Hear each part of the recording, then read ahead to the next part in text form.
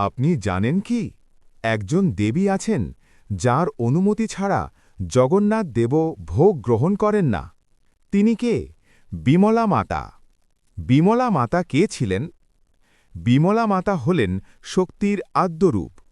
পুরীর জগন্নাথ মন্দিরে তিনি পূজিত হন মহালক্ষ্মী ও পার্বতীর রূপে।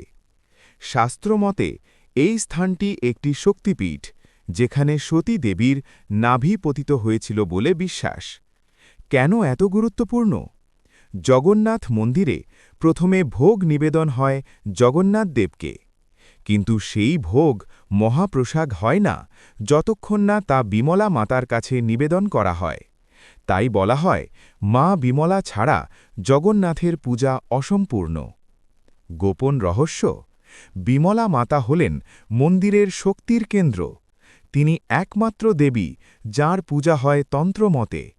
তার অনুমতি ছাড়া কোনো বড় আচার সম্পূর্ণ হয় না।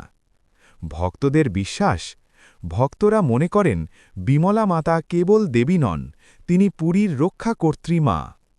এ কারণেই বলা হয়, পুরী শুধু বিষ্ণুর ক্ষেত্র নয়, এটা শক্তিরও পীঠস্থান। এমন রহস্যময় ভিডিও পেতে চ্যানেলটা সাবস্ক্রাইব করুন।